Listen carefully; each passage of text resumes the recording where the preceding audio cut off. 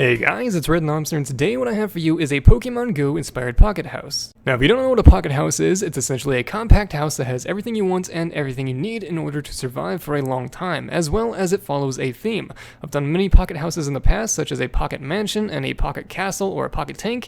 This of course follows the theme of a Pokeball from the popular game Pokemon Go.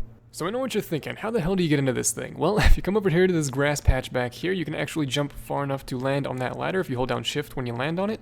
And you can come up here, there's a trap door, and this minecart is actually the exit. If I get in and get out, of course I land over here, but considering it's an entity, I could fall through it. So if we hold down shift, we can actually go far enough to stand on this block while also being within this block. So if we close this trap door, we can close the lid and fall in as well if we just walk forward. So now we are in the actual house itself, and as you can see, it is very pocket housey. Got the nice wheat doing some dances. Now let's quickly go over all of the features that this place has to offer. First of all, this bed, despite what you may believe, actually does have a valid spawn point. Can you guess where it is? Huh? Is it there? Is it there? No, it's right there. Yes, this spot right here. Now the reason is because you can spawn inside of liquids and entities, and water is of course a liquid, and an armor stand is an entity. So technically there is nothing in this 2x1 area that is stopping us from spawning there once we die elsewhere. So once we die or sleep the night away, we will spawn right there. Now this water is actually necessary because of this wheat plant right here, and this wheat plant can't actually grow without water, of course, because this tilled dirt will no longer be tilled if the water is not next to it. So this water is helping this plant grow, which will give us food and make this place sustainable very slowly over time, but considering we don't have to run around to our chests and stuff like that, we shouldn't be losing a whole lot of hunger and things of that nature. And of course this armor stand is important because it holds our beautiful armor, and we can put it on, of course, if we really want to. Now, it's a tight fit, of course, because of my bulging muscles, but also because the house is very tiny to begin with. But if we go ahead and keep looking around, first off, we have this clock here, and another item frame as well, holding a Mushroom Steve. Now, the clock is relatively pointless unless if you're building underground, because you can actually see outside what time it is, but if you don't want to go outside and look where the moon or the sun is, you can actually see what part of the day or nighttime it is, so that's why it's actually important. Next, we have a storage chest. Now, there's multiple chests in this place, but this is the only one dedicated to actual storage. Back here we have a chest that's sitting behind this item frame, which sits on top of this hopper, which then goes into the side of this brewing stand right here.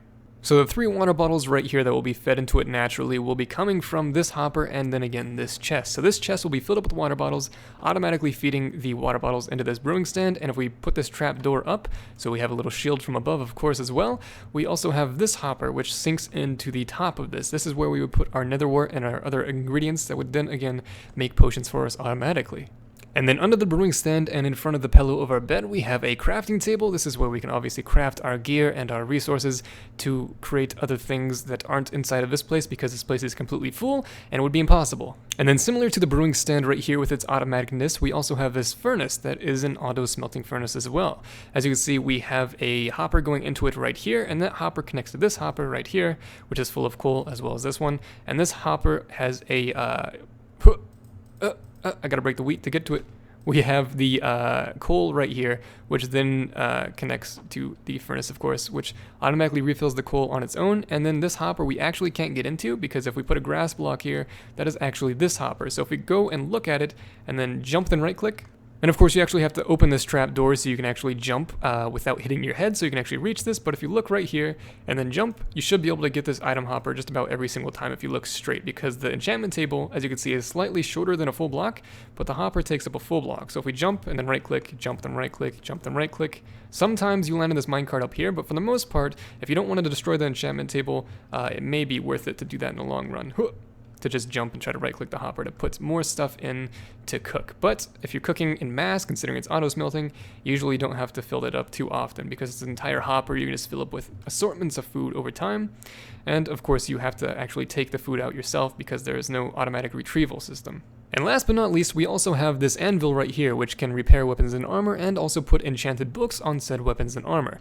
Now, before I leave this pocket house, I also want to mention that this water stream can also be used as a food source as well if you have a fishing rod, because this source block right here and of course this stream will allow you to catch fish over time. It may not be the easiest thing to do, especially in this tight space, but it is a little bit better actually than using this wheat plant. But the combined forces of the two, considering you can cook the food in here as well, will allow you to sustain a lot better. Now to get out is very simple. What you have to do is just right click on this guy right here, boosh, and then hit shift, and you're out. Beautiful. You don't even need to open this trap door, but you can if you'd like to. But in the end, this is what the entire thing looks like with the little trap door stuck up. Yes, it's beautiful. It's a freaking Pokeball. How awesome is that? Hey, pig. How you doing? Huh?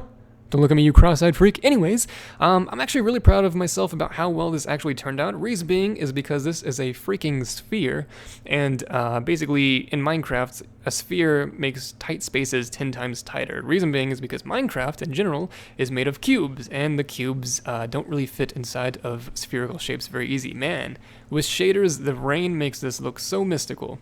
Or Valor, I'm not sure. Ha! Get?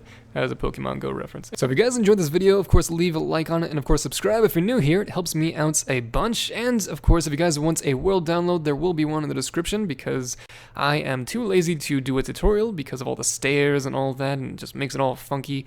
And if you guys want to look a little bit closer at it, that will be an option for you. Pikachu, I choose you. Close enough.